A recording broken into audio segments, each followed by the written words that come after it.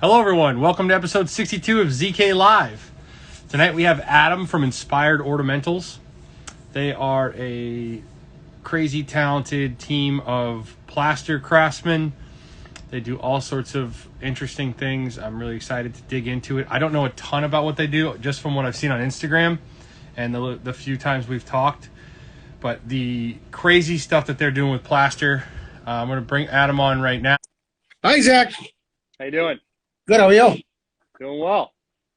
Welcome to ZK Live. Thanks for coming on. Thanks for having us. So, Adam, can you just start by telling us what it is that you guys do, and we'll start there. Okay, so Inspired Ornamental is at our core, we're a decorative plaster company. All right, so we do historic restorations of theaters and churches. We also do high-end decorative plaster crown molding. We do decorative plaster ceilings, ceiling medallions, niches, domes, all that kind of stuff. So that's the core of what we do. We're a decorative plaster company. But we've also expanded into mainly a mold making company. So we do a ton of restaurant decor for all different restaurants all over New England. We make molds for surgeons. We do medical simulation. We do molds. We do custom plaster busts for different clients. So we literally do everything. We don't say no. I love it. I requested a plaster mold, a bust at one point, and my wife vetoed that. And she said that she was not a fan of a bust of me being made and put in my house. Understood. We could have done it, though. I know that, and I was very excited. I thought it would be hilarious. And one day we still might, and leave it in the shop as a joke, obviously. I'm not so full of myself as to want a bust of myself seriously. But no offense to anybody that does. So how did you get into all this? So I kind of fell into the industry back in 2007. I was a fiber optic tech. So we'd run cable underground, and then I'd sit in a nice air-conditioned van. I'd splice it all together. It was I thought I'd be there forever. It was a great job. But the economy started going down. My wife and I bought our first house, and I was laid off 2 weeks after we bought the house from the fiber optic tech company. So I scrambled, and I was doing anything I possibly could just to continue to pay our mortgage. I was delivering food for a friend of mine who owned a sub shop. Another buddy owned a farm, so I was baling hay, plowing a field, whatever I could do. And then a guy that I was friends with worked for another company doing what we do, doing decorative plaster. And he said, "Hey, listen, we're hiring if you want. Are you looking for a job?" And I said, "Yeah, I'll do anything, you know." And we started there. I worked there for 10 years. I fell in love with it. And in 2014, we said, my partner and I, we said, you know what, let's just start our own company. You know, we know how to do everything. We do it well. And that's when Inspired Ornamental was born. And that's where the name came from. We had a disagreement with the person we were working for. And I always say, well, you know what, he inspired me to start my own company. So, and here we are, going into our 7th year, right? That's amazing. So it was a bad situation that turned out to be one of the greatest situations, that ever presented itself. Yeah, and so do you compete against that guy today? I honestly don't even know if he's still in business. So I don't think we really compete against him anymore. I know he really downsized, and there's not a lot of us, Yeah, that's my next question is who is your competition? We kind of compete against companies out of New York for the most part. There's a couple big companies that have been around for hundreds of years. So if a designer or an architect doesn't know about us, then they'll go to those guys because that's just who they know. So a big thing for IO is just trying to get our name out there. There's still a lot of people that don't even know we exist. We have our key clients that we just work for over and over and over again. all in the high end builders and remodelers, you know. But our goal is to introduce ourselves, to grow the company, grow the brand awareness, so that they don't go to New York. There's no sense. It drives me crazy when people go to New York. They have all this molding made and all that, and I'm like, we're right down the street. We're in Salem. We're 30 minutes north of Boston. We'll do it for a fraction of the price. Yeah. And that's why we're hopefully going to be working together on that project coming up. And the client is, the designer is in New York, and they're like, yeah, we're going to an art consultant to price this job. So do you think you can beat the art consultant from New York City? I was like, I'm pretty sure we can beat an art consultant from New York City. Do some decorative plaster. I think we have a good shot. We'll put it that way. I just have to think that there's an absurd markup just by once you say I'm an art consultant from New York City, I have to think that doubles the price. I would say so. I would say, we have a pretty good feeling that we can come in on. If we can't, we're doing something wrong. Yeah, I think so. So what is the core of this plaster that you're doing? Let's start at the beginning. What is the plaster that you're working with generally made of? So we use a super fine casting plaster. So it's just gypsum, but it's refined. It's very, very fine. So when you mix it up, it casts beautifully.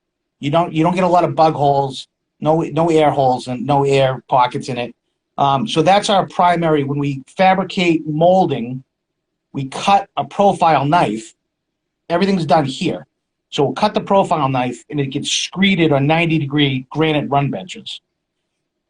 With the plaster, there's a chemical set. So as time goes on, it warms up, and it starts to harden. And we just screed over and over with that profile knife, and it cuts the profile into the piece of molding. So when we run pieces, when we cast medallions, we always use the superfine casting plaster if it's going to be a local project. We do ship medallions all over the country. When we cast the medallions to ship all over the country, we cast them out of hydrocap, which is also gypsum, but it has a little bit of Portland cement in it, so it makes it stronger. So they have a better shot at making it to California than if it was just gypsum. Yeah. For all of our exterior projects, for like columns and capitals up and down Marlborough Street, we'll use a product called Duo Matrix Neo. And that's also a gypsum-based product, but it has a polymer additive to it, and it turns the gypsum characteristically more like concrete than gypsum.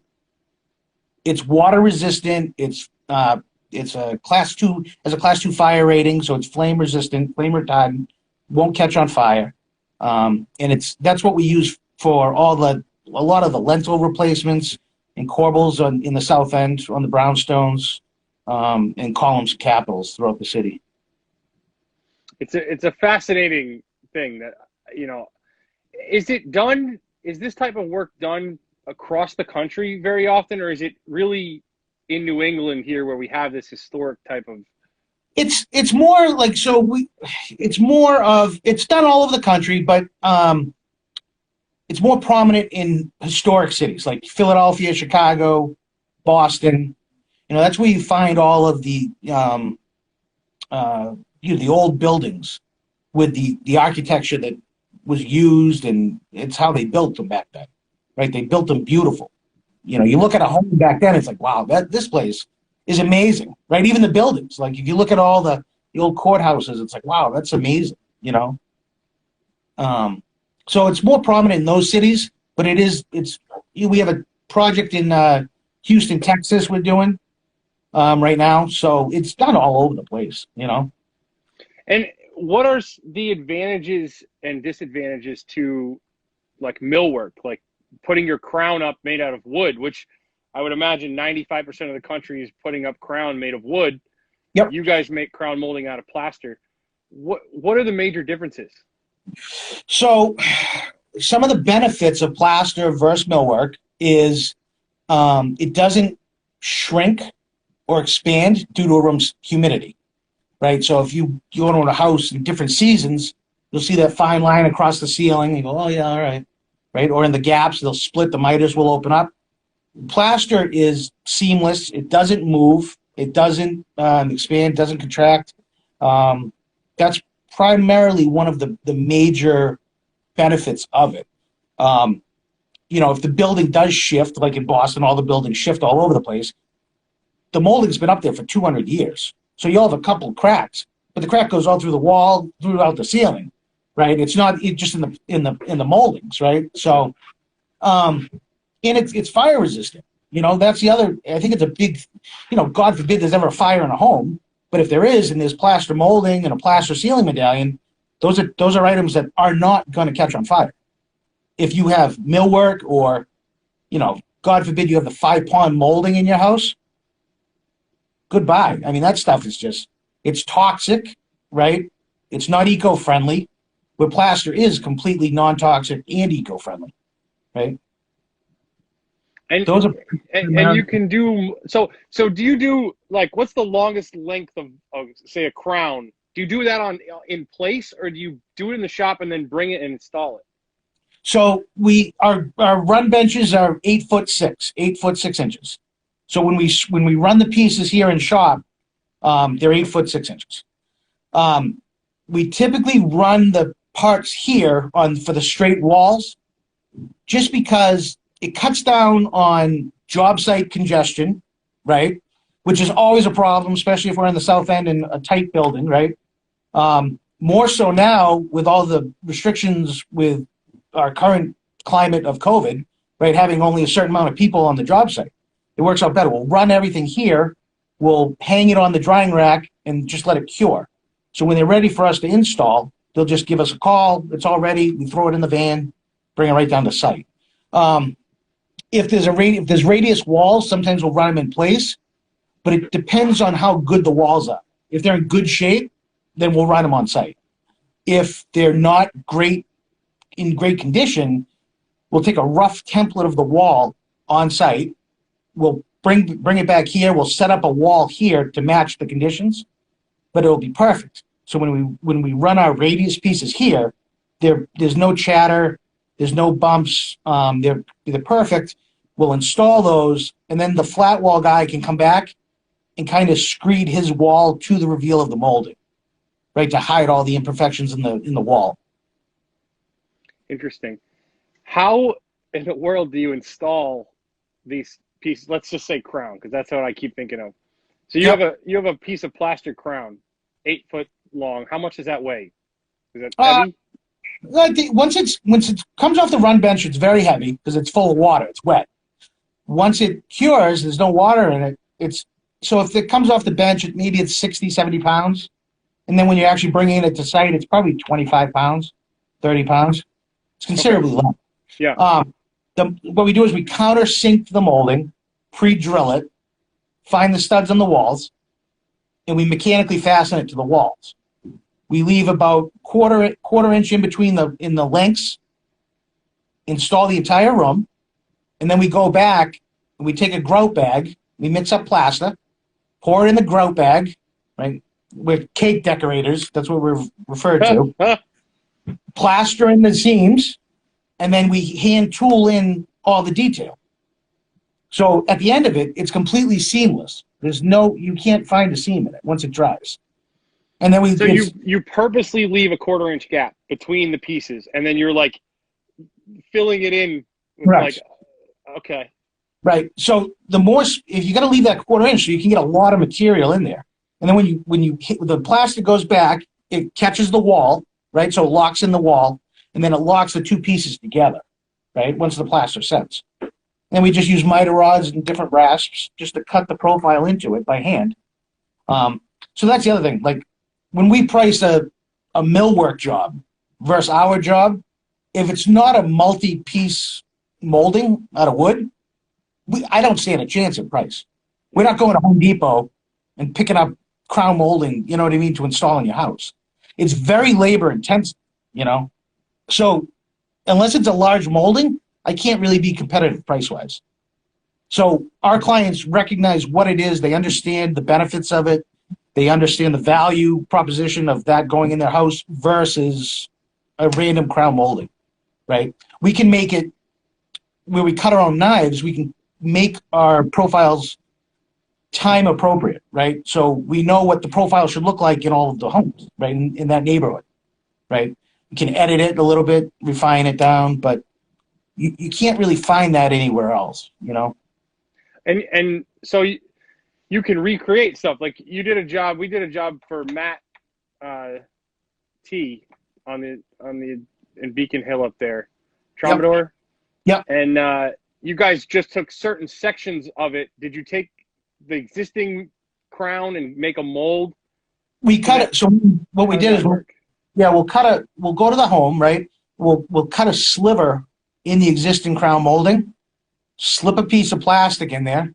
We can trace it out, right? Take dimensions of that molding, so you know each profile detail, what the dimension is, right? Come back here, transfer that to another piece of plastic, check it, make sure it's accurate, and then we'll cut the knife, the profile knife, we'll set it up on a horse, and then we can screed that over and over. That was a big job. We did the stair hall on that project. Yeah. Right? Yeah. So I think it was something like 200 linear, 250, 260 linear feet of molding up with the compound miters going up the stairs. Yeah. Yeah. Crazy stuff. Yep. That's awesome. I didn't know how it all went together. So it makes a lot of sense that you're talking about putting pieces and then like icing and floating it and making it all seamless. Yep, that's it, right? And that's what everybody jokes. Oh, yeah, the cake decorators are here, right? So, I had a nickel every time. And would you say that when done properly, wood crown versus plaster crown, once it's painted, you can't really tell the difference? You can't really tell the difference. No, yeah. You can't really tell the difference. No, if it's done properly, you know. Yeah. And you can get more intricate details with the plaster than wood. Is that fair to say?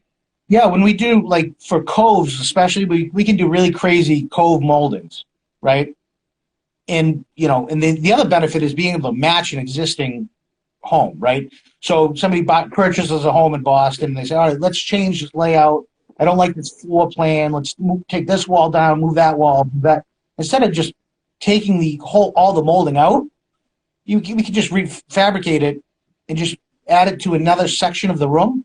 And nobody would know the difference, right? If anybody knows where they are on a project at the end of it, that means we didn't do our job right. Yeah. You know? It's so cool. It should be so a completely seamless blend where they don't recognize the new to the old, you know? Yeah. Yeah. It's awesome. And anyone who has not watched the videos of you guys doing the screeding is missing out, because that is a satisfying thing to watch. And after this, hopefully we can encourage you to make more of these videos because the people want to see it. That's a goal for 2021. Trying to up the social media and the brand awareness and make some more videos. That is a goal for us. I want to see some time lapse of some icing going in. The whole thing, everything you guys do is satisfying video heaven. I remember the first time I saw you guys on Instagram, and you were doing, someone was doing a molding, running that. Is it like a wood frame that you use to? Yeah, what is the actual? Yeah. So so the knife itself is made out of polystyrene. It's a very dense plastic, right? And it's about an eighth of an inch thick that we cut the profile in. So that's what we use for the knife. It's then attached to a wooden horse, and then we set a straight edge on the bench, on the granite run bench, and then it's screeded over that bench. So it's the plastic knife with the wooden horse, and it just screeded over and over again when we run the moldings. And you start with just like, how does it start? You just like you mix up a big batch of the stuff, I'm guessing. Yeah. And you just like lay it out and go, and then add some more and go. That's basically what it is. It's all timing, right? So depending on the size of the molding you're going to run, will kind of determine how much you're going to mix up. So a lot of the guys, what they'll do is it's a large molding, they'll sift 3 buckets of plaster, right? They'll let 2 of them sit, not mix, just sifted. The first one, they mix it up. It's applied. It comes out, you pour it onto the bench as almost a liquid. But as a couple minutes go by, it starts setting it up. All the parts are also reinforced. So you'll put down a layer of plaster first. You pass the horse, so it kind of cuts the rough profile of the molding. So you know where it's going to sit. And then we add the fiberglass to that area. So then another layer of plaster goes on. So the moldings are backed with fiberglass or sisal. We use sisal a lot. Sisal, if you see it on one of our job sites, it looks like blonde hair, right? But what it is, it's actually the leftover waste of the agave plant. So when they make tequila, they throw away the husk of the agave plant, and then they refine that and process that. And then, so we use that as our reinforcement. It's a great material. Now, is that what they've always done in plaster for, all of time? Yeah, so our industry really hasn't changed, right? It's kind of done the same way it's been done for hundreds of years, right? You cut a profile knife, you run it. The mold making is considerably different than what that used to be. But as far as running the parts and installing them, I mean, we have hand tools now that are, drills that are mechanical instead of fastening it with nails or hand fastening it. But the way we create it and run it, it's the same way that it's been done forever. Cool. They'd use burlap or anything they could find back in the day, really, to reinforce the pieces. The sisal, because it doesn't bleed through. So if you use burlap, a lot of the times the moldings after the cure, they brown, and they get yellow. They get this yellowish color to them. With the sisal, it doesn't. If it's done correctly, it won't bleed through. The pieces will remain white. How often do your plaster moldings not get coated then? They always do. They always get painted. Okay. Okay. Historically, it's just a fun fact. Historically, to be accurate, they should be painted with a matte or flat paint, not high gloss cherry red, high glossy anything, right? So to be historically accurate, because it's a hand done product, right? So it's an imperfect, as perfect as you can make it, it's still slightly imperfect. So having a matte or flat finish allows it to not be apparent that it's there. We have designers and architects and everybody else specing all sorts of really funky paints. So it is what it is. And that's where we come in and we make it look good. What did you do on that project we worked together? That was high gloss? We did a lot of high gloss, a lot of black gloss. The handrail all the way up.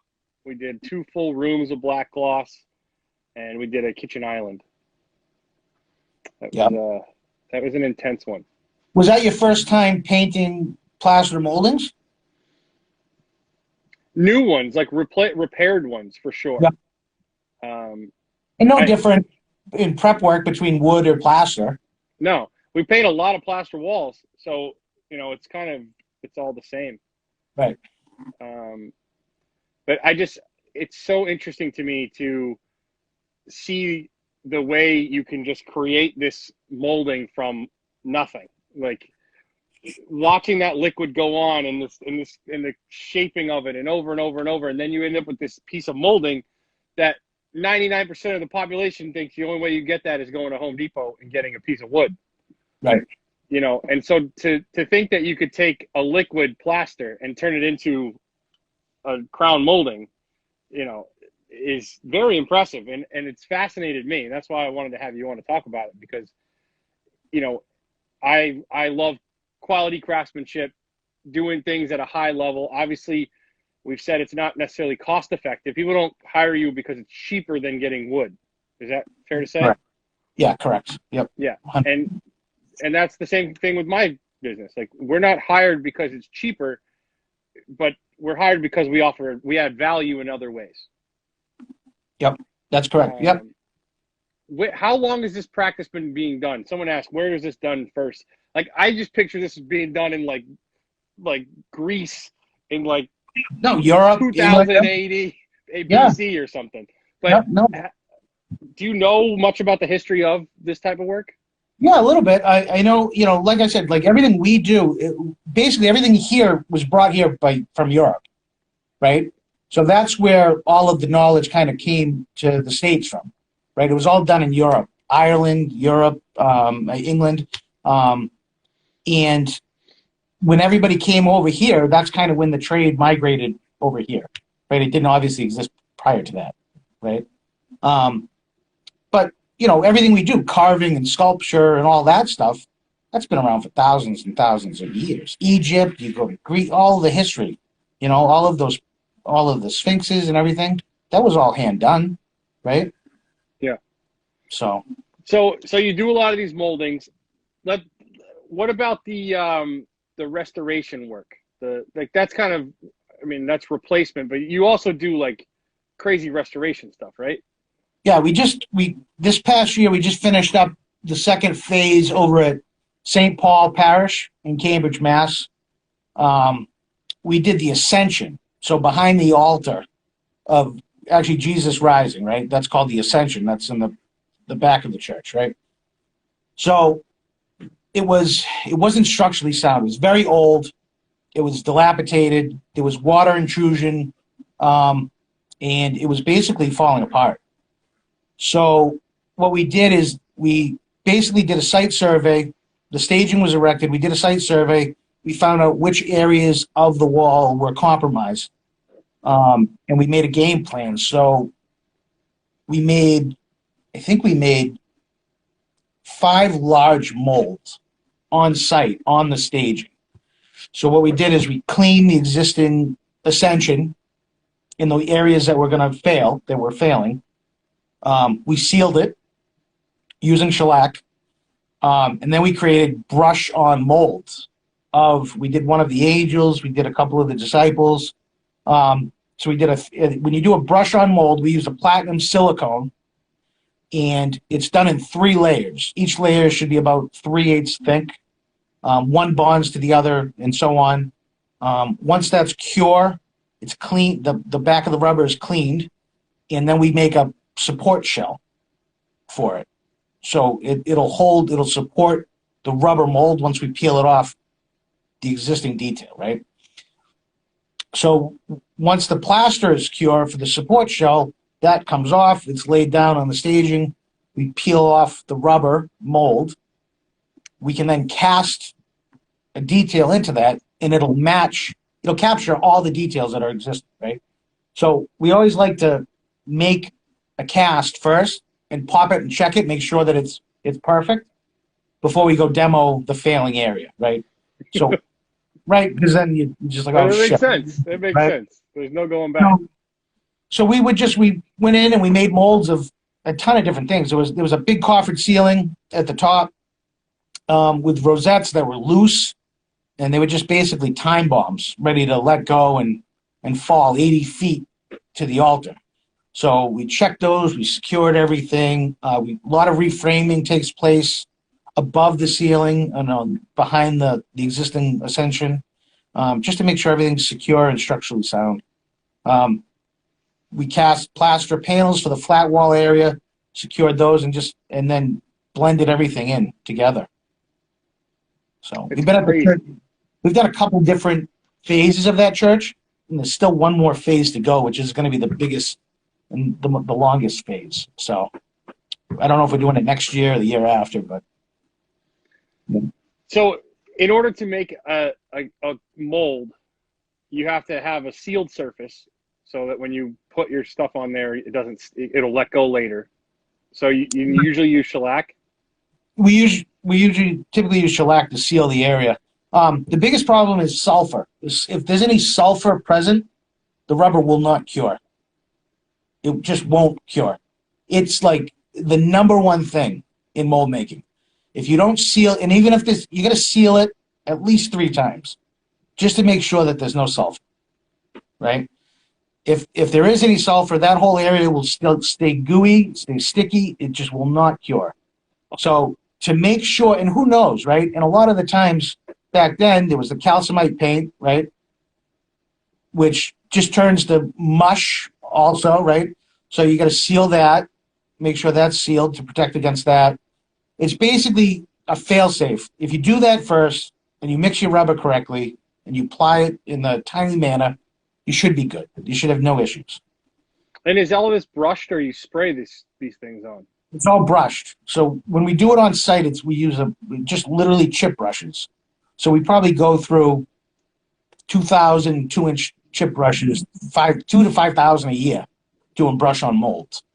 Yep. Yeah. And what's the rubber? So the first coat that goes on, what's it made out of again? It's silicone, but it's a platinum-based silicone. So it's a high-end silicone rubber. And is it solvent based then? What is that? What do you mix that with? How does that come? In a bucket ready to use? It's a 2-part. The type that we use is actually a 2-part mix. So it's 1-to-1 ratio for that product. Yep, that's it. It's just 1-to-1. It's a platinum base. It's A to B. And you can mix it in large batches. And you have for the rebound, you have about half an hour or so for a pot life on that. Half an hour to 40 minutes of work. Have you ever tried to spray it? We had a project. We were gonna get the spray gun for it. But back then I didn't have a compressor that would hold enough pressure to actually spray it on. So we never did. So we haven't actually done it. I'd be interested to see that. That'd be fun. Yeah. So, but what about, do you get into issues where if things go inside of things, like if it curls, how do you mold something and then if it won't come off then? Like the mold is then now stuck. Well, it's not, we use it. So there's different durometers of rubber. So the rubber that we use for the brush on that has, if there's a model that has severe undercuts, we'll use it'll have a 25. So it'll be rebound 25. So it's a very flexible rubber. And where it's a brush on, we can actually peel that rubber off and out from underneath the areas. I see. So it's not a rigid thing you need to get off. You can. Very soft. So the rigid part is the shell, and that's what actually supports the flimsy rubber. Okay. It lets it hold its form, you know? That's fascinating. I need to see this in real life. So essentially, there's nothing you can't get a mold of. Like, correct. You go to any project, whatever it is, and you can get the mold of it. Once you have the mold of it in the silicone, you can then make a mold from that to make another mold. Like, yeah. So what we do a lot of times, it depends on what the client wants, right? What their 10 is, right? So a lot of the times, my 10 is different than their 10, right? yeah. So they'll say, all right, we want to reproduce this corbel in this house. And it's like, okay. So that corbel has 30 layers of paint on it, right? And you've lost all the definition. Do you want us to make a mold of that and capture the detail in that and then cast that? And then you'll have one that looks like that? Or do we want to go for a 10, take it back here, strip the paint, restore it, fix any areas that you can that are falling apart or just due to age, dilapidated, then you can make a mold, right? So again, price doesn't always work out. That doesn't always fit into the budget. A lot of the time it's like, yeah, just reproduce that one with the 30 layers, you know? Yeah. But, you know, and also when we do like, if there's existing crown molding, say in the south end, right? And there's an egg and dart detail in the existing molding. If we take that piece of egg and dart, we bring it back here and we do a full restoration on that and get all that definition back in there, and then we go back to site with the molding, put it up, and that new egg and dart in there, it's going to stick out like a sore thumb. Yeah. So we'll make a mold of what the existing egg and dart looks like, and then we'll install that in the crown, cast those pieces, and then install that in the crown molding. And then that way, it looks like it's always been there, right?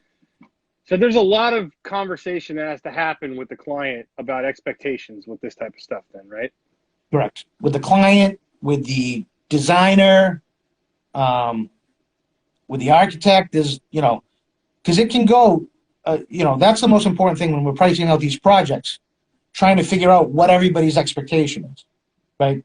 You go into a room and the guy says, all right, well, we just want to cut out these big cracks. It's like, okay, you just want the big cracks done? Yeah, okay.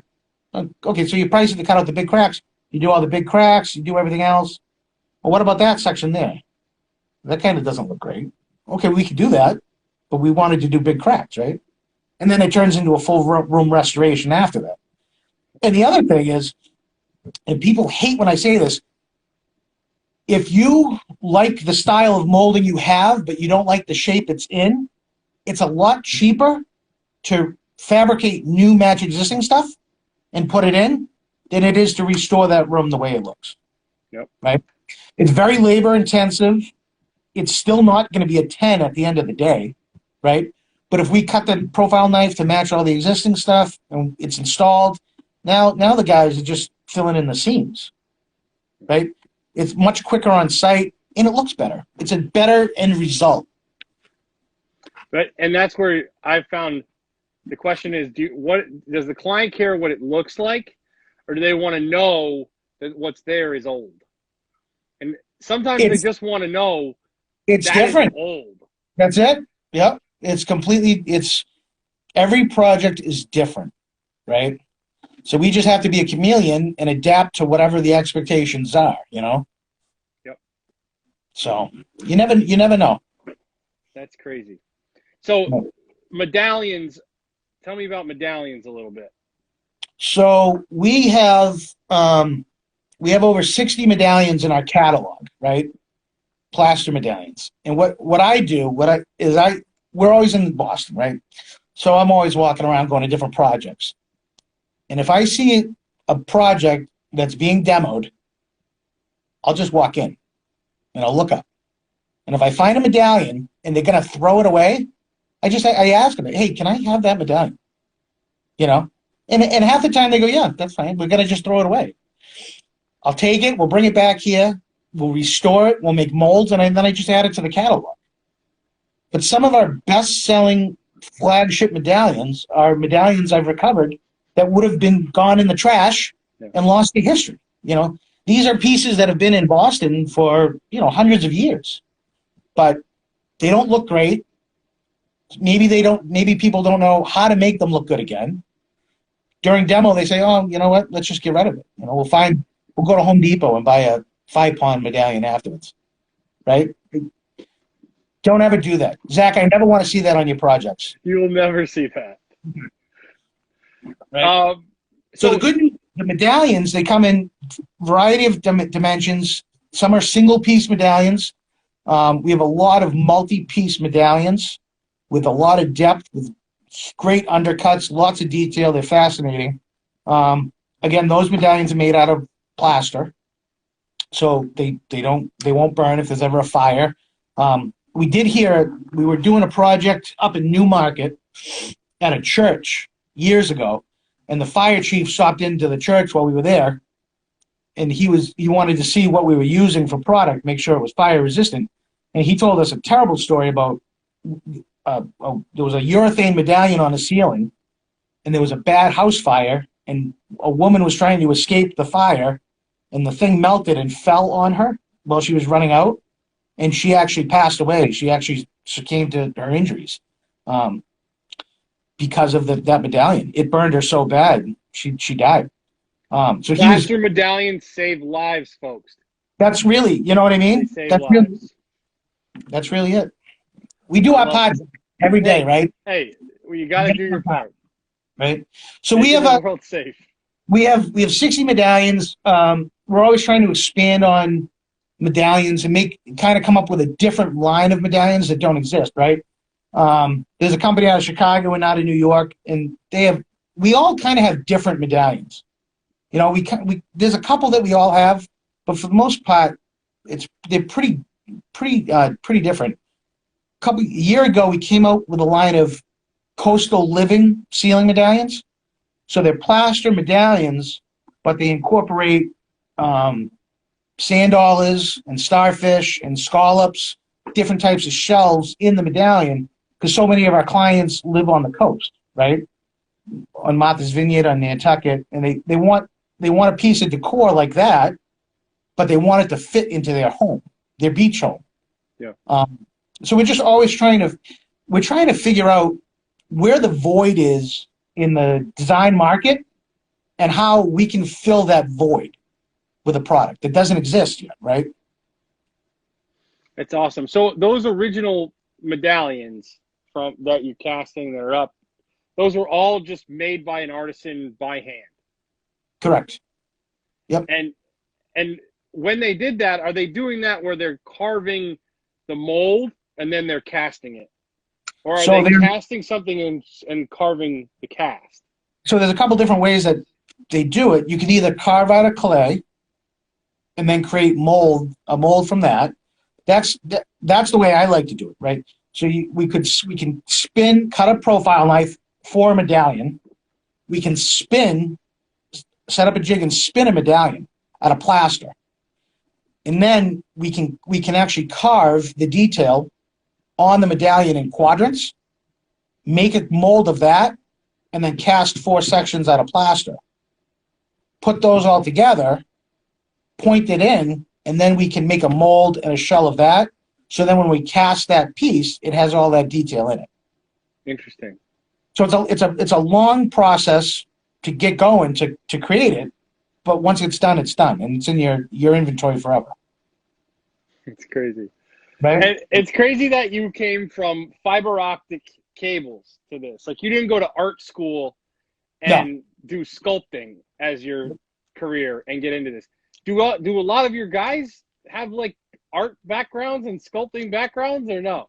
No, not really. It seems like all the sculptors could get jobs with you.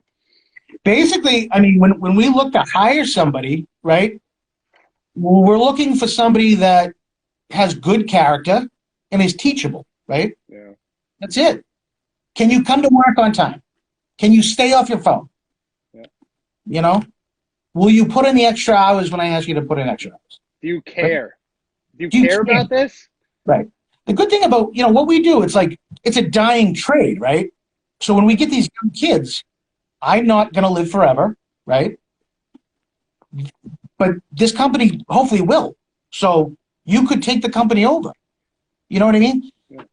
Do you think about the future? Is it just not a paycheck?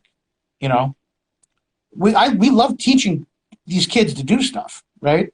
So that they can then carry on this skilled trade. Yeah, it's amazing. Like what you guys are doing, like to be in a dying trade like this, and that people don't go to trade school and learn how to do this stuff, right? Right. Yep. If you don't work for a company like you'll never learn how to do this, right?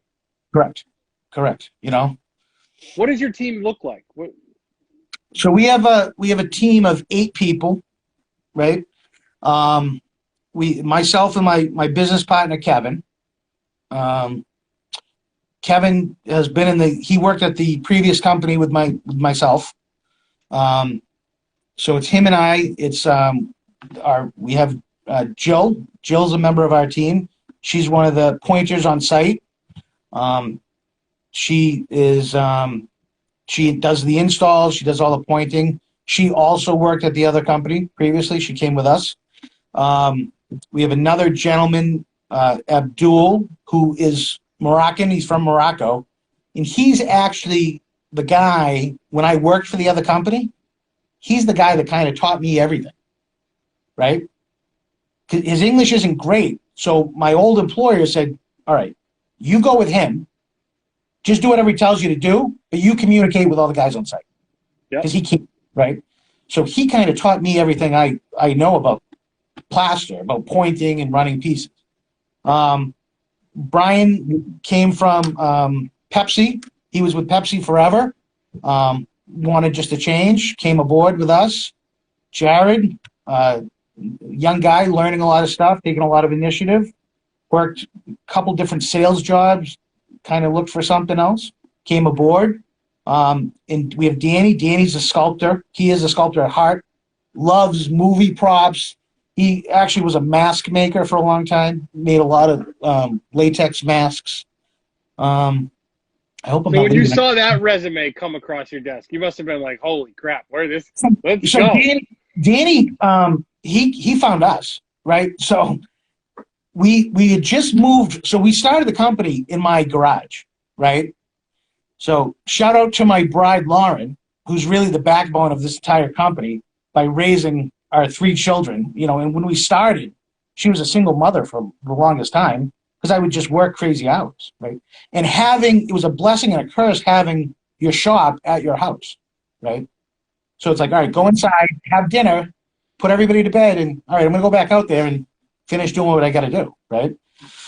So when we moved to our second facility, we went from 200 to 300 square feet, which is just a cramped space, hellish to work in, to about 1,800 square feet. We were moving into that building, and Danny just showed up. He just came in with a resume and said, "I want a job." I said, love "Right, it. we're not even set up." He's like, "I don't care. Like, whatever. This is what I want to do. I hate everything else I've ever done. Can I be a sculptor?" I said, "Yeah." So he came aboard. And is he the one who's sculpting these busts? He sculpted all the busts. Yep, he does all the busts. He does a lot of pieces for capitals and whatnot. He does some he does all the casting for the medical simulation stuff. So the studio is crazy right now. So then we had to move from that within a year and a half. We had to move from that studio to this other studio right down the street because we ran out of room. We had no room. So we actually built a mezzanine in the old studio just to get another 500 square feet to try to stay there. Yep. And it just didn't work. I said, all right, we got to get out of here. So we found a 6,000 square foot studio right down the street. So that's where we are now. We have 6,000 square feet. There's plenty of office space. There's plenty of studio space. We have a warehouse. It's fantastic, It's crazy. Yep. So let's talk about these busts because we got to get that out of the way. Where did that come from, and who's commissioning these busts? We were just trying to fill.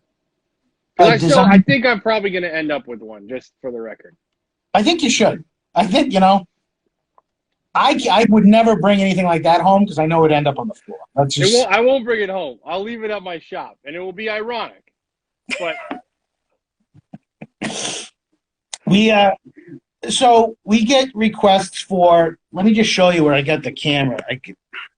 So can you see like this, like Venus here? Yeah. So we did all sorts of let me just take you on a little trip over here. All sorts of decorative plaster busts, and we tried to do like really unique finishes on them, So we have a whole line of different types of busts just to try to add something that isn't around, right? So kind of get into that modern decor, add like a modern flair to just a classic style. Yeah. And they've done very well. They've done incredibly well, We were commissioned to do these really far out busts for a restaurant in Boston called Yvonne's. It's in downtown Crossing. And they have it's almost like in the lower level, it's like a speakeasy type. It's like a hidden bar type of thing.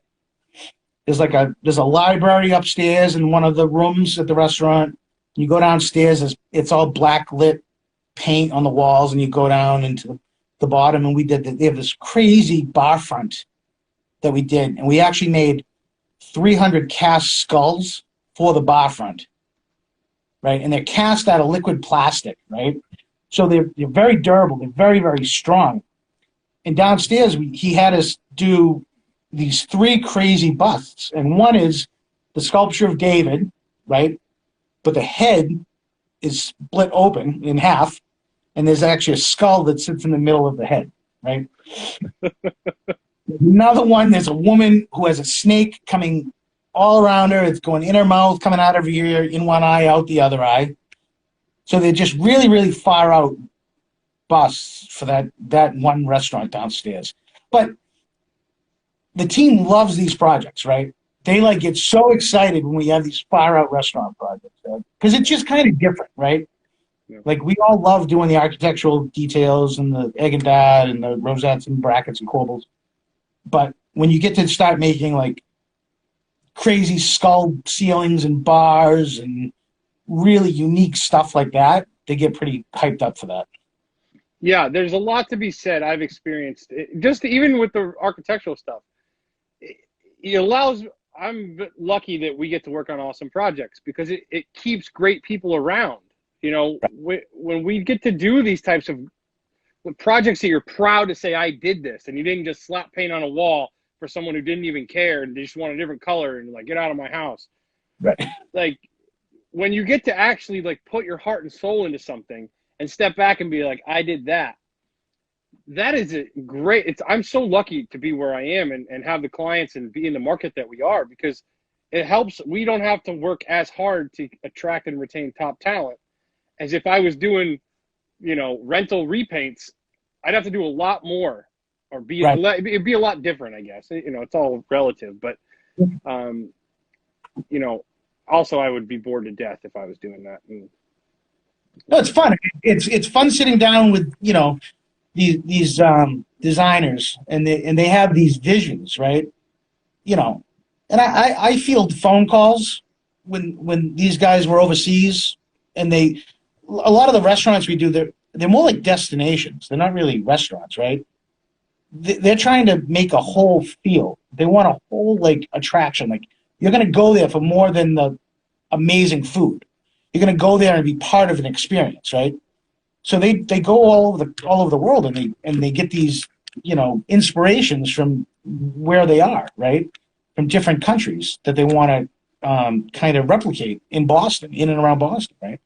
So I get phone calls at 2:00 in the morning. You know, here's what I want to do over here, kid. Right? It's like, all right. So you get the notebook on the bedstand, and you're just jotting down ideas, and you're like, all right, so I don't forget this when I wake up in the morning. You know, and just sitting down and collaborating with these awesome people, trying to make their ideas and visions come to life. And then at the end, it's like, oh my God, this, you know, half the time I didn't know it was going to come out as amazing as it was.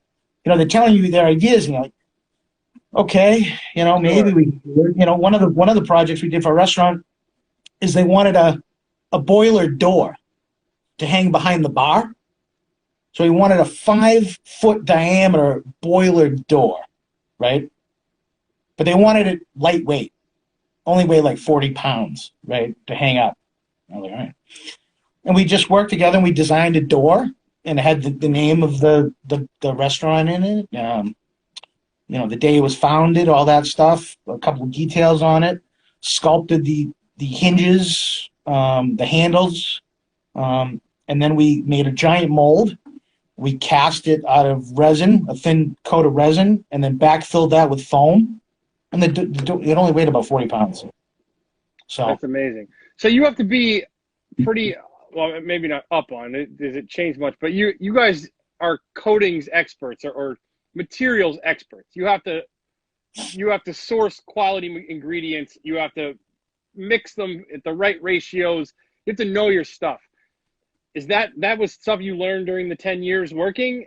It's something I'm imagining you continue to learn to this day. What does that look like? So we use a company called Smooth On. They're our material distributor, right? They're down in Pennsylvania. And through our experience, there's other companies out there that make different products, but I know that if I use the Smooth On product, I'm not going to have any issues. They're not the cheapest, but it's a lot cheaper to do it once, right? Than use a shitty material and have it fail, and then have to start all over again, right? So what they do is pretty amazing. They have a whole lab down there where they're constantly tweaking their recipes and evolving, changing things, and they'll also make custom recipes for us.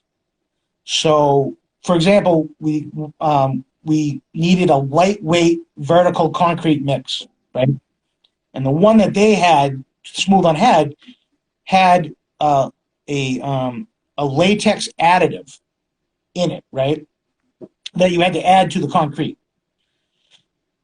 The only problem with that is if you ship it and the latex freezes, it's trash. So we had them engineer a dry latex that was just added into the bag of concrete.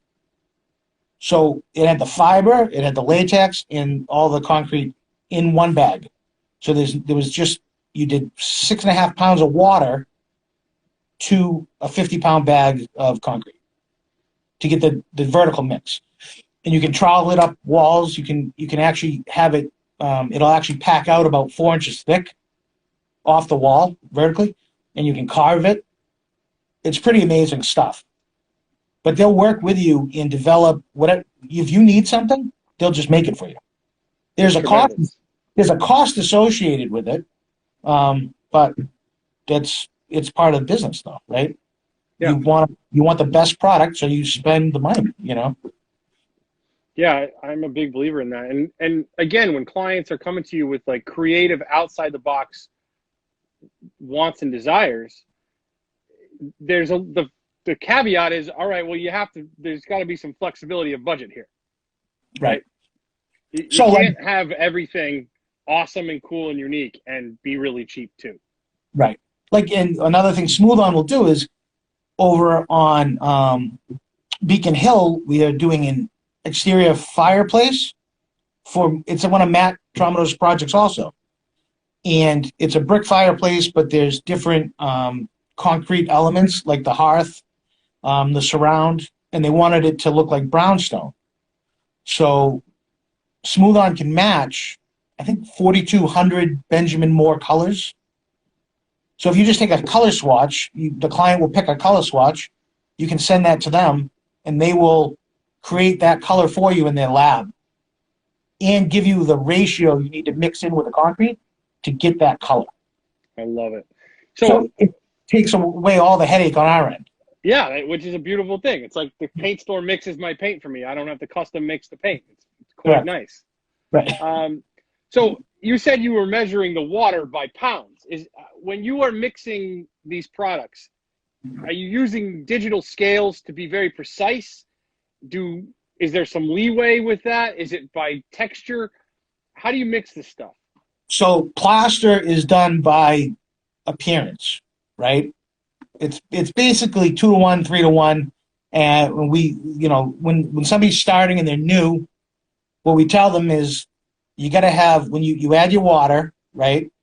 And then you add the plaster on top of that. You sift it in slowly. When the top of your bucket looks like there's little islands in an ocean, then that's what it should look like. You should have little islands in the top of it, and so that's how you do it with plastic. That's the best way to do it, to get the best consistency. And it should be like sour cream, not as thick, maybe a little bit less thick, maybe like a yogurt or runny, but with the concrete, certain products you have to make sure that they are weighed appropriately or they're not going to cure, or if you add too much water to that vertical mix, it becomes like water. You can't put it on, you can put it on the wall, but you can't add any more to it. It's just going to fall off. Right. So that's important, that weight ratio has to be perfect. If you want to, 4 inches, think about 4 inches off the wall vertically. It's insane, right? If your ratio is right, then you're good to go. If it's not, you're screwed. So different products have different tolerances. So now I would imagine it sounds like you're in the similar boat that I am now, where like you start to become it's so cool. I'm just starting to finally get there, where you start to get to be a resource for the creatives, where someone can come to you and go, I have this like general idea. How do we make it happen? And I'm a big fan of that, because there's not, the competition goes away. The profitability is much better when you're talking about, I'm not competing with everyone as a commodity. You came to me, you want this thing, the price should kind of be a consequence here. I'm not going to gouge anybody, but, have you found that this type of stuff, you can keep pretty good margins doing this because it's so niche?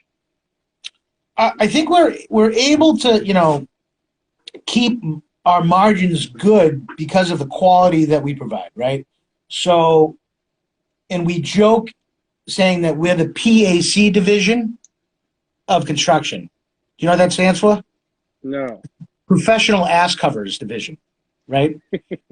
So, and what I mean by that is, if there's a problem, right? We've been on so many job sites where there's a problem that arises, sometimes to nobody's fault, just a flaw in something. They come to us and they go, how can we fix this? What can we do? What's the fix? What's the solution? And that's what we do. We just try to come up with solutions to help all our trade partners, right? Because if they're successful, then we're successful, right?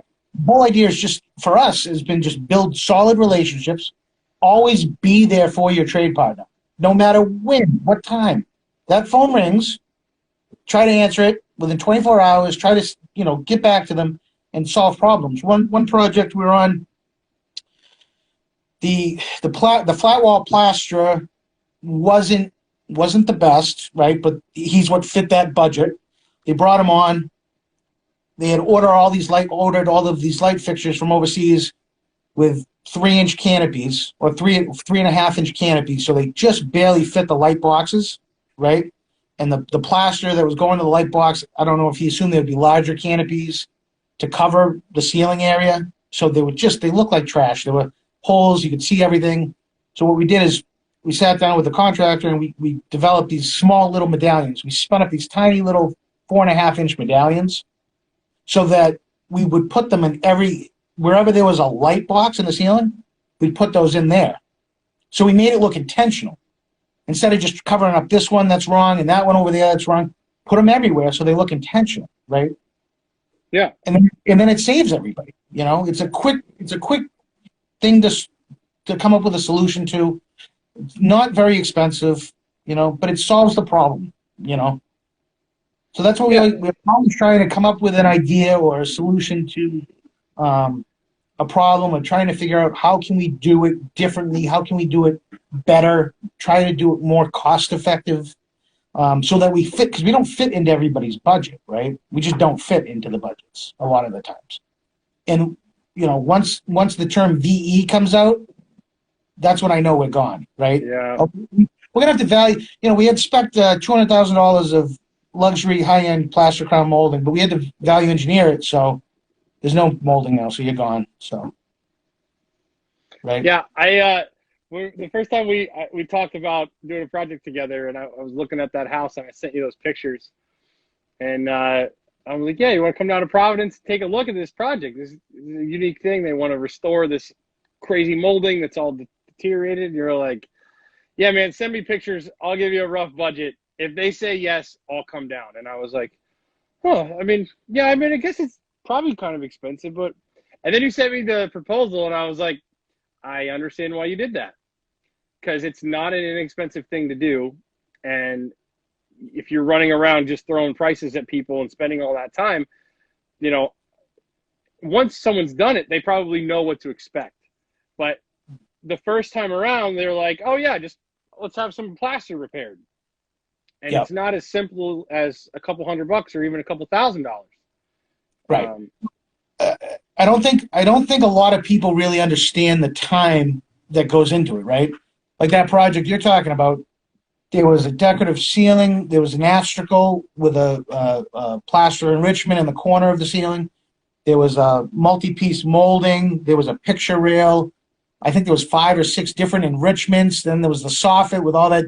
So we would literally need to make molds of all of those different items and then put it all back together. Yeah. So it's very labor intensive, right? Yeah. To store it, to cut the knives, to run it, to fabricate it. And I just think, I don't think people really understand what goes into it, right? You're not just running to Home Depot and picking up, or the local lumber store and picking up some molding or whatnot and just throwing it up. It's just not, it's apples to oranges, right? Yeah, and would you say it's 50-50, the mold making and preparation versus the producing of the actual piece? What is the ratio of time spent, like, when you're doing the restoration stuff? In that case, where you have this stuff, it's deteriorated, you're going to want to try to replicate it. Are you spending 70% of the time getting to the point where you can cast it and put it back up? How does that look? So if there's capitals, corbels, if there's a lot of enrichments in the molding, and we're going to restore each piece by hand, and then make molds and then cast those pieces out afterwards, I would say in the shop, it's probably 60% of the time is in the shop versus the 40% on site for the most part. And every project is different, but we allow when we do these projects, we're building the schedules. It's important that they understand, we need 2 months to get ready for the install, right? Because a lot of times we'll get calls and say, oh yeah, we need, molding over here. It's got, these are the pictures, and said, all right, well, we have about 2 months worth of prep work. And they're like, well, we need you on site like in 2 weeks. It's like, okay, well, so just to show people, this is kind of messed up, but this is the thing that we're talking about, right? So you had that thing to recreate, because all of this is water damaged and destroyed. But that was... You have all efflorescence all over there, right? And that's what happens when you have water intrusion, right? The plaster, it has all these salts and minerals that are dormant, right? And once the plaster it's hit with water, all of those salts and minerals start to get activated again, and it just turns to powder. Yeah, so if we went up there and tried to touch that stuff, it would all deteriorate. Yeah. And luckily, on that project, if we end up doing it, there's 3/4 of the room that's intact. So you would go and you would do your molds from that type of stuff. Yeah, we'd make molds off the good things in the room, the good areas, and then we can match existing ones and replace it in that area right there. And then would you say, so what about if say, sorry, I'm just going to put back up the, so if, say there wasn't an intact section, right? And it's deteriorated. Can you like put some sort of like hardener thing on there to like make it not deteriorate so that you could cast that? Like when things are starting to really fall apart. No, they're done. So behind that molding, so a lot of that molding, the old moldings will run in place on lath walls, right? So the plaster keys into the lath, right? Once that water comes down and wrecks, and all that plaster kind of falls apart, starts to deteriorate, those keys break. So the molding is now not structurally sound anymore. At some point, it is going to just collapse to the ground, right? So whenever you have the efflorescence like that, there's really no coming back for it. A couple of paint companies make something that you can paint over it to stop the spread of it, but it doesn't address actually the bigger problem, which is behind it, right? Yeah. It's rotted. It's toast, right? Wherever you see water damage, the good rule of thumb, it's probably 3 or 4 feet away from that you can see, that has to come out, because that molding in the back is probably also deteriorated. Yep. It's crazy, man. It's absolutely crazy. And it's so cool to think they were building stuff like this all the time. That picture, like when you go in that room, like we're so lucky to get to walk into rooms like that. Like that's 12 feet up on the ceiling. There's more detail in that ceiling than I can imagine. And that project, it's hard to see in those pictures, but there's like 9 different colors. And they wanted a price to repaint that room. I was like, man, I would say you're $40,000 plus to paint this room, but I'm not putting a hard number on it because I'm going to be here for so long by hand painting the flower petal red across all of this thing. And so that leads me to my next question. When you do, say, the medallions, like how often are the medallions one color? So then the room next to that room in that house had it had 2 colors in the whole room. And it was so much more boring to look up. It had similar plaster detail, but it had clearly been painted, and they didn't want to spend the money to paint it really decoratively. So they just had these 2 blah colors up there.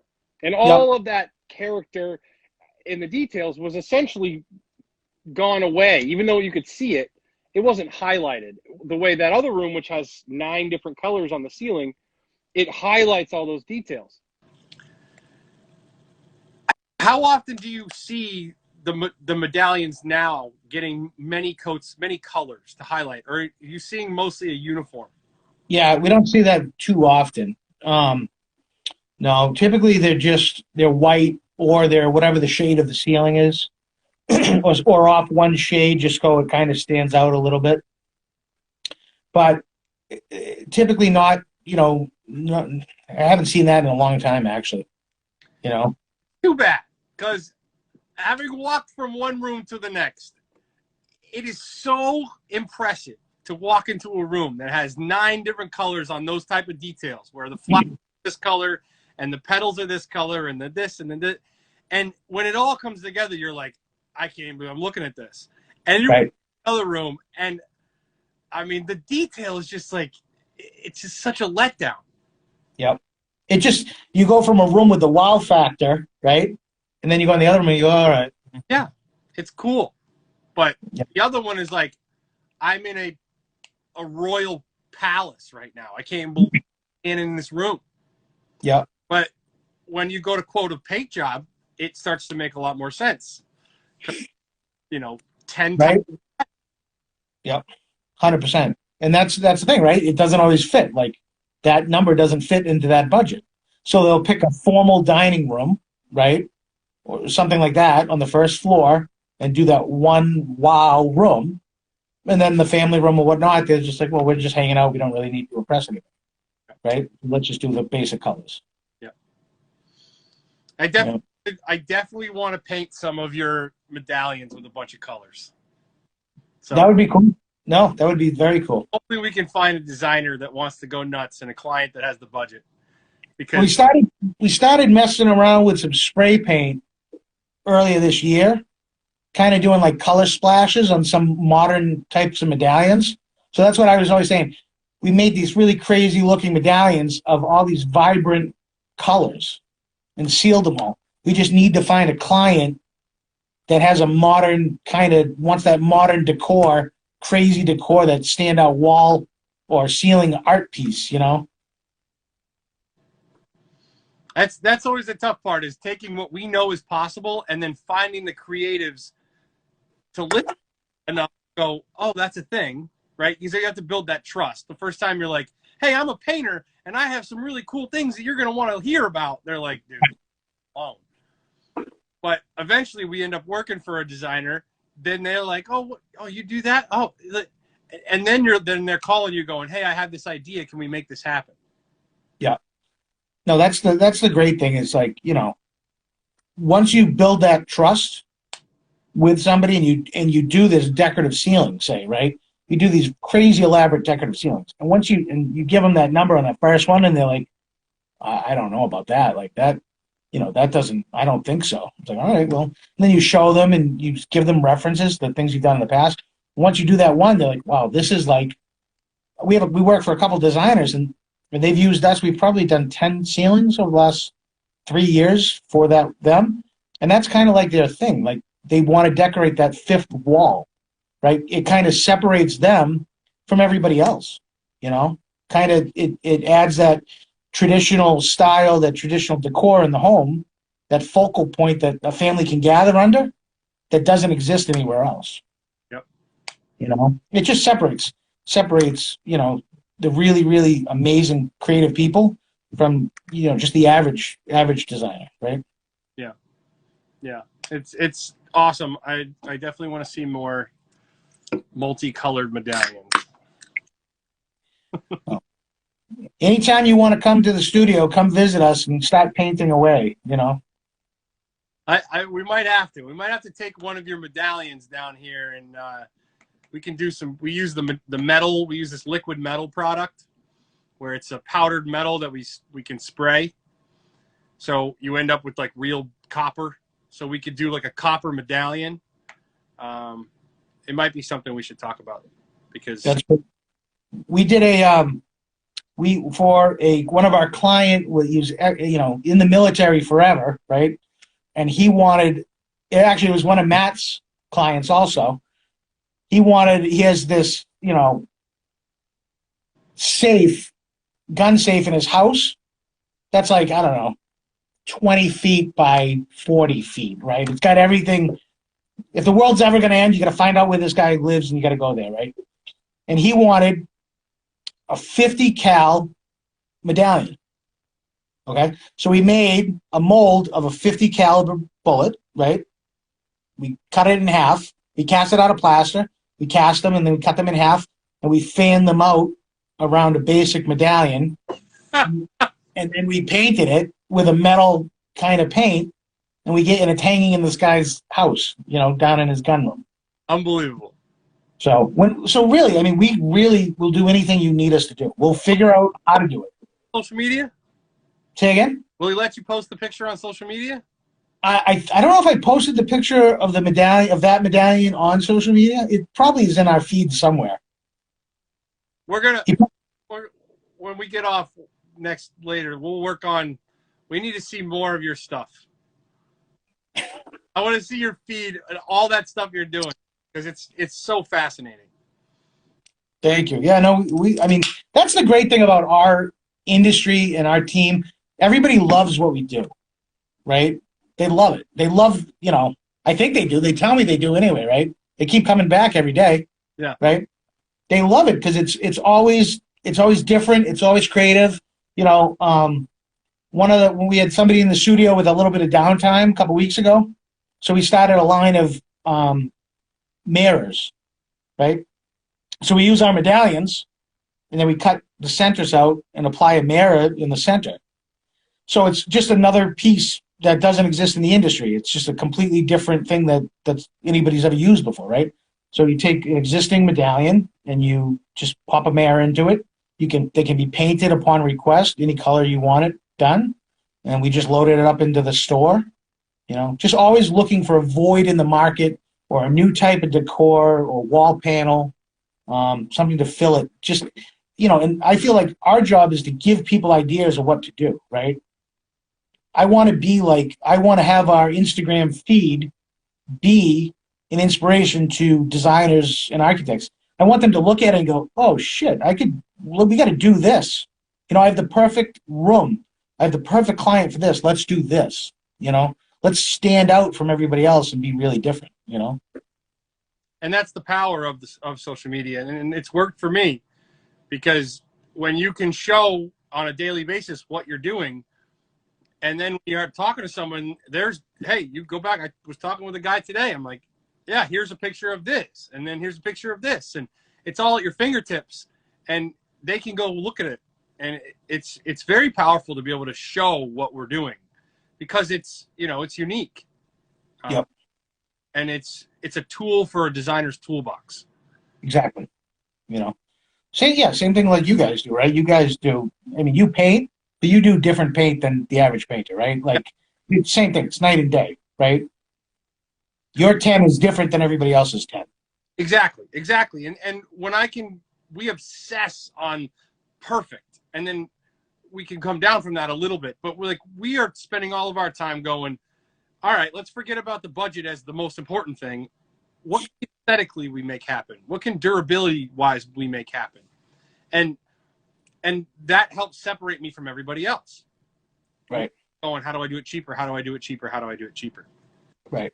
What would you say are like the biggest obstacles? What are the toughest things you guys struggle with in your business?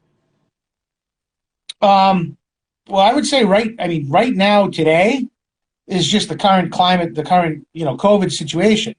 We're at the tail end of projects, right? So every project that kind of slowed down or just got delayed, it's just a trickle down effect to us, to you painters, to the finish guys. So trying to battle the ebbs and flows of the construction industry is probably the most challenging thing, right? So like typically December, January, February, last year was different, but typically those months of the year aren't like everybody, in December kind of slows down. They're like, all right, holidays are here. Let's kind of, we'll just shut these job sites down or nobody's really motivated to pull the trigger on different things, right? And then same thing with January and February. And then we just then it's just complete haywire, nuts from March, all the way through November. It's just crazy. So just trying to diversify and pivot the company to manufacturing medallions, mirrors, busts, stuff like that to fill in those ebbs and flows in the business model.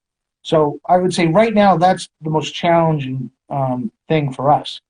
And then the other challenging part is getting somebody that's willing to sit down, who doesn't understand what we do, and give us the time to actually teach them what we do and make them understand that I'm not gouging you on price, but the labor that my team puts into it is astronomical compared to all these other people out there, right? It's just, like I keep saying, it's apples to oranges, right? If you want to price it to go get wood, don't call me for a price. I cannot compete with that number. Like if it's a budget thing, I can't even come close, right? There's no shot. No shot. That's interesting. And I love the idea of trying to balance the ebbs and flows. Like that's why we built out the shop the way we did. And we do a lot of stuff in the shop.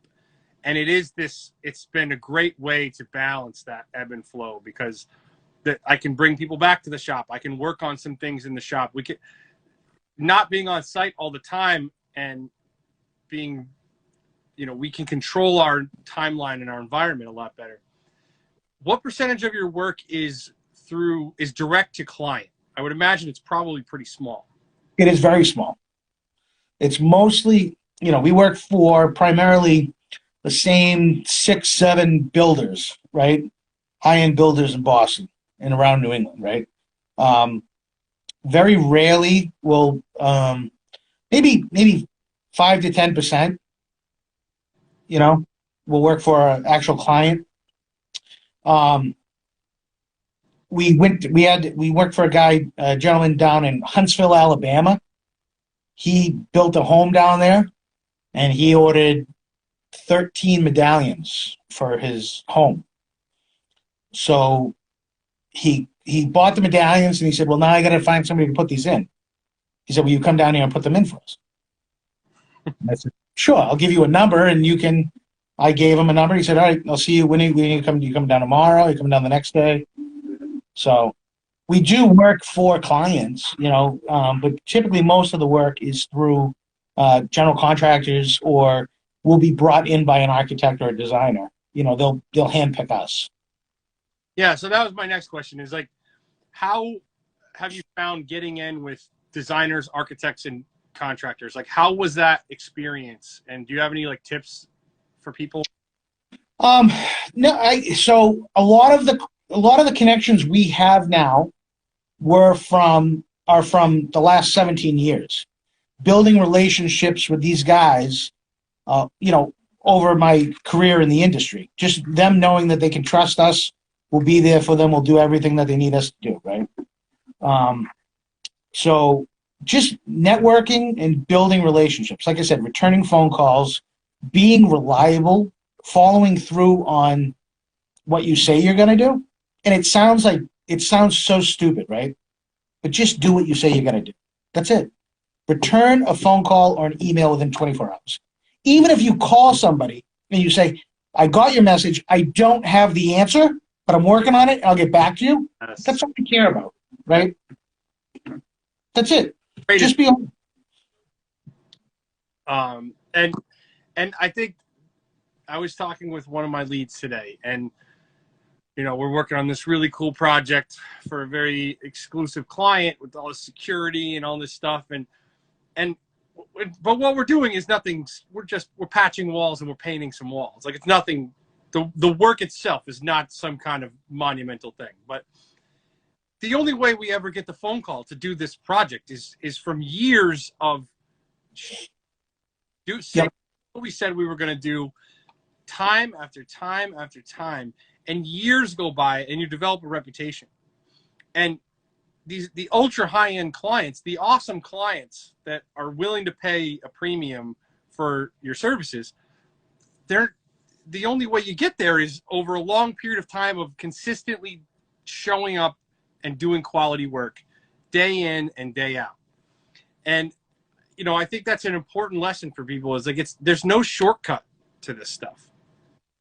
No, the struggle is real. It's not for weak people, right? Like, it's a roller coaster, right? Some days you wake up and you're like, this is the greatest freaking thing in the world. I'm a king. I do my own schedule. I do everything on my own. It's great. And then the next day, you say, oh, shit, is Home Depot hiring for $18 an hour to push those kids? That might not be a bad gig right now, right? Totally. There are days where you're like, I'm going to hang it up. This is it. I'm a failure. I suck. You know, and then tomorrow you're like on top of the world. And that is what it is to be in business, I think. And it's great to hear you to reiterate that, because I think it can be hard when you're in the trenches, especially for people starting out, to see the light at the end of the tunnel and to understand that great clients are not going to call you year one of your business. Like, correct. You're not going to get great clients right off the bat. Right. They're already being served by someone who's awesome. But if you stick with it and you do what you said you're going to do and you slowly build that reputation and build the trust, eventually there's something there. I think one of the other things that's really important is, so we'll bid a project, we have our number, we have our profit built in, we got to, make it happen. But if something doesn't go right, that's not, and if it's not the client's fault. So I would rather lose $10,000 and do it right, and then have that client come back to us for the next 20 years. Yeah. You know what I mean? I don't care what it costs. I just want it right at the end of it. That's it. That's really at the end of the day. That's what it's going to come down to, is making sure everybody is 100% happy with the end result and they want to use you again. Whether it takes 2 weeks extra, whatever. I just want them happy and I want them to come back and use us again. I think that's what it takes at the level that we're playing at. Is I'm here, my team knows it. We are here to do whatever it takes to get the result that everybody wants. And if I have to learn a hard lesson of, an expensive lesson, I will learn it and it will make next time better. And, we'll just keep getting a little bit better each time. But if I start to play this tit for tat, oh, no one can get over on me, I have to be even and get at, that's not a relationship. And that's not how I don't think that's how you build a lasting business. And doing that with our clients, all of our high-end builders that we work for, they know the quality of work we do and what the services we provide, right? So we rely on them to bring us on these projects, right? They're our resume. So they'll say to the client, they'll build us into the budget because they want to use us, right? Even if their client's like, oh, that's kind of high, don't you think? They're like, you know what? We don't want any headaches. We want to use Adam and his team because we've worked with them for the last 10 years. We love them. We don't want to work with anybody else. So that's why, it goes both ways, right? So they'll go to battle with their client to use us to get the end result that they're looking for. And we make sure that they're 100% satisfied.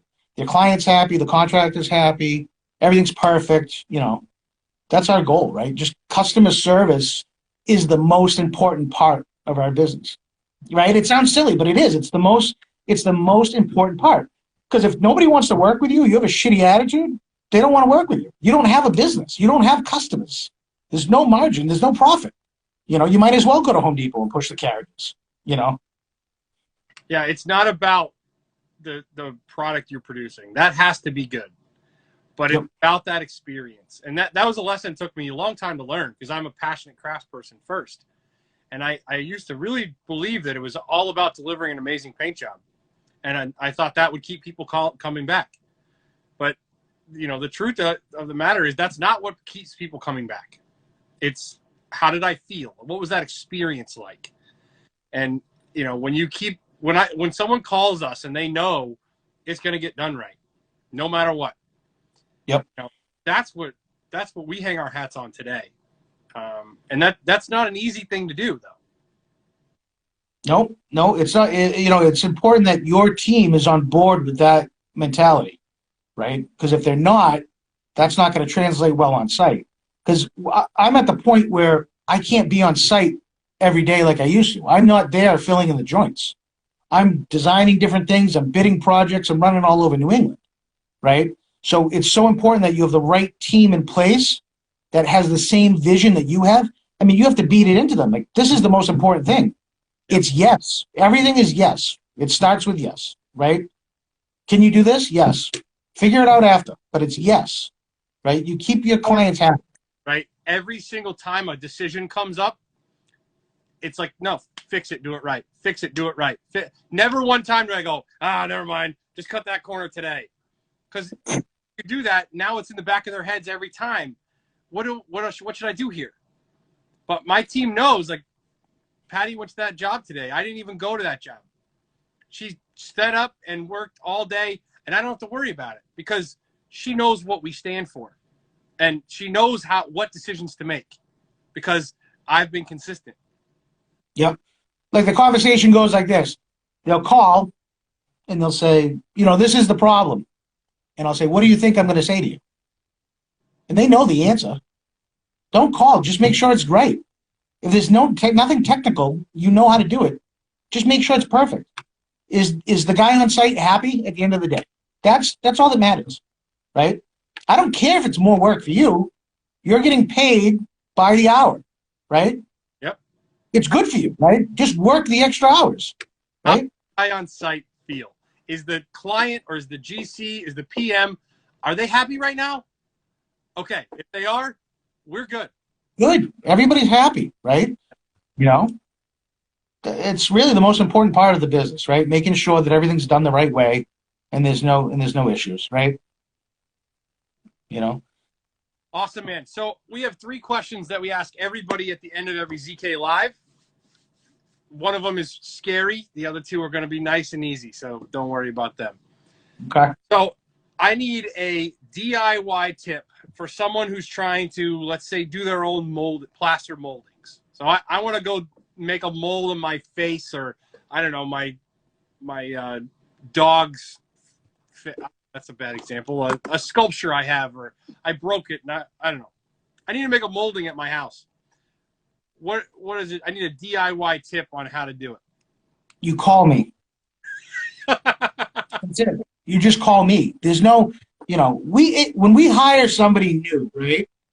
It takes, and this is honest, it takes 6 to 8 months to make that person even viable to be on site doing something. I invest so much money in a new person, right? I had one guy work. He screwed up these molds, right? He screwed up these molds really bad.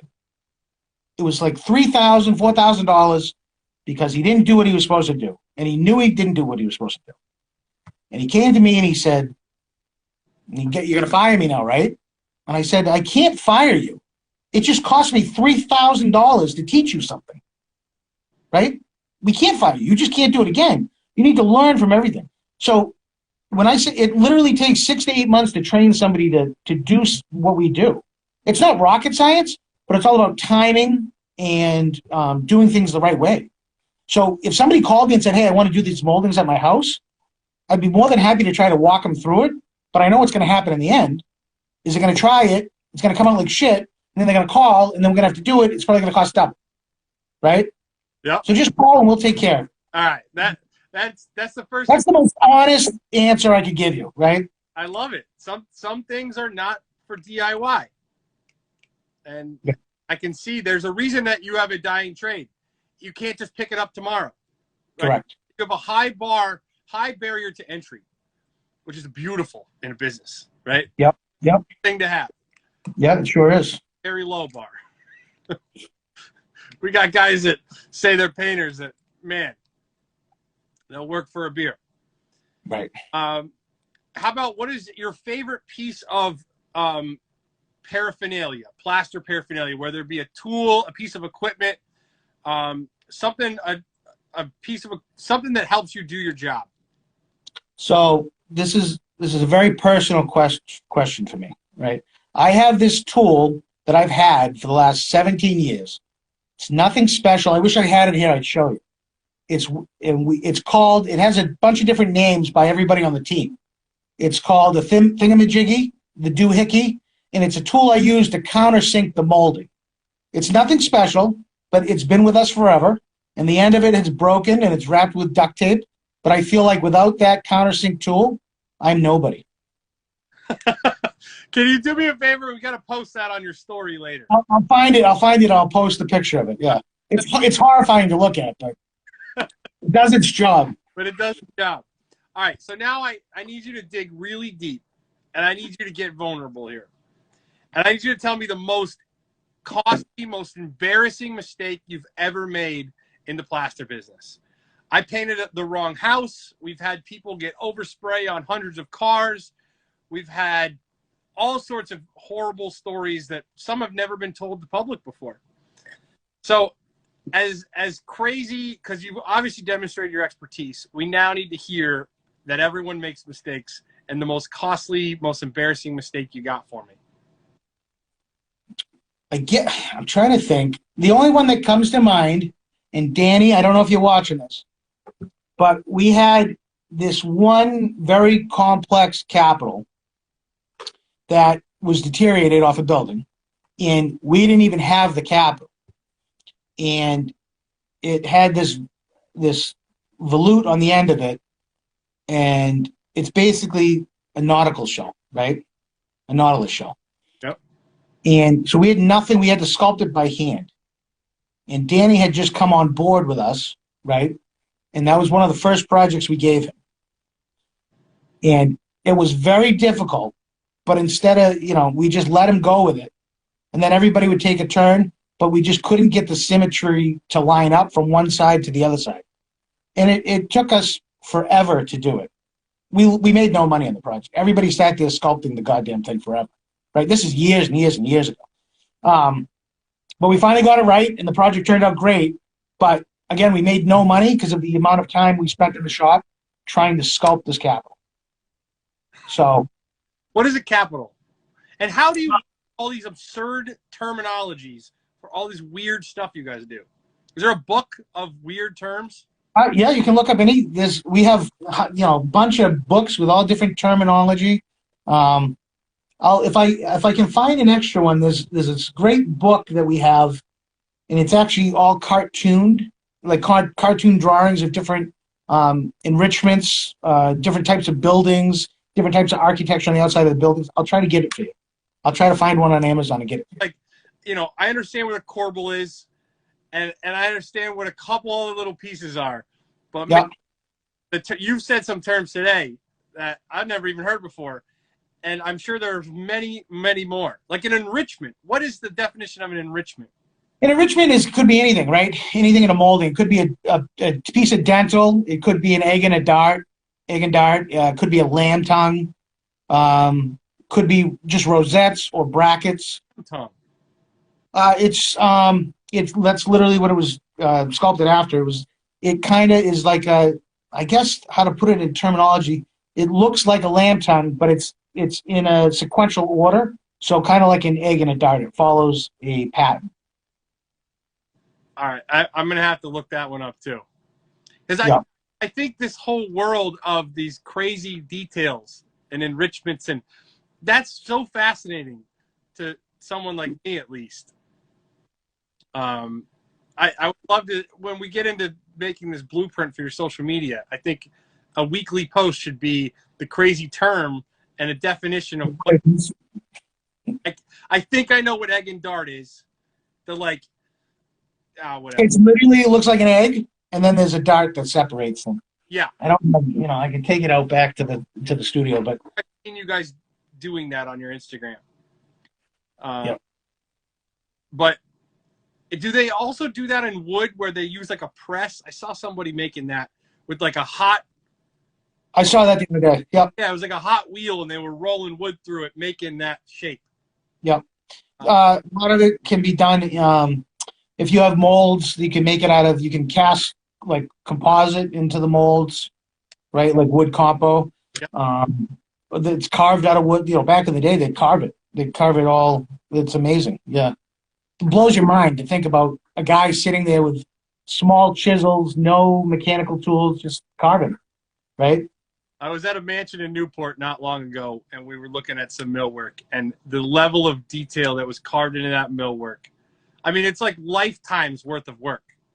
You just look at it, you're like, I can't believe someone did this by hand. It just makes you feel like you should be doing more, doesn't it? Like you're like, I got to do more, right? Awesome. So we're all going to follow you, Inspired Ornamental, on Instagram. Just watch your weekly term, and we can learn about crazy decorative enrichments.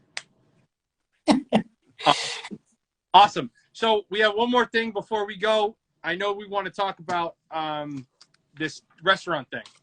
Yeah. So I just want to give a plug for we work with Koji Management Group in Boston, right? They bring us on to all their restaurants to do the really amazing decor in those restaurants, and those guys are just getting crushed with all of the new guidelines and everything that's been going on. They just financially, it's just quite a hardship. And they've kept most of their guys trying to go, paying out of pocket for them. So one of their trade partners is this girl, Erica. She has a company called Blind Fox Art. So she worked with a liquor distributor to make kind of this New Year's Eve raffle package for them. So if you buy a $50 gift card to either Lolita Cocina Tequila Bar, Yvonne's, or Marielle, those are all restaurants in Boston, in and around Boston, and they're fantastic. If you haven't been there, you got to check them out, right? It's amazing. They're the best in the business. If you buy a $50 gift card to any of those restaurants, you get entered to win this chest that's loaded with booze. It's loaded. The liquor distributors donated everything. There's 1942 tequila. There's an assortment of wines from Yvonne's. There's just all different stuff, and it also comes with a $250 dining credit to be used for New Year's Eve to go package. So again, you can find the link on Blind Fox Art on Instagram, and you can check out the chest that's there. Lolita Tequila Bars has it posted on their Instagram page too. But a $50 gift card that you're going to use eventually anyway gets you entered into this raffle. And those guys could really use the help right now. Yeah, I love the idea of supporting the local businesses that are hurting right now. So anyone that is in and around the Boston area, check out Blind Fox Art on Instagram. And wherever you guys are, let's keep supporting the local restaurants, because I know that we are feeling some effects. Some people don't want us in their homes, those little things. And that worries me, and I don't like it. If the government had told everyone you can't hire ZK Painting right now, I would be terrified. So, I feel... Hey, I don't even want to get started down this road. Let's... All I'm going to say is, if your job puts food on your table, your job is essential. That's it. That's all I'll say. It's so scary to think about having to shut down and not go to work and what that means. And I haven't had to do it. And I've had little pangs of it. And it's terrifying. So for anyone out there that is shut down, or is it like, let's all go buy some food from a local restaurant, takeout tonight, and do our best to support those local businesses, because, man, these are crazy times. Yeah, Lolita Cocina Tequila Bar, Marielle, Yvonne's, any of those restaurants, $50 gift card gets you entered in this. Wonderful. Hey, thanks so much for coming on. Everybody go check out Inspired Ornamental. They're going to post lots of stuff coming up soon. We're going to be all watching. We're going to learn the weekly term. You guys do amazing work. I'm looking forward to working with you more in the future. Thanks, buddy. Thanks for having us on, and thanks for everybody watching. Absolutely. Thank you. All right, guys. Happy New Year.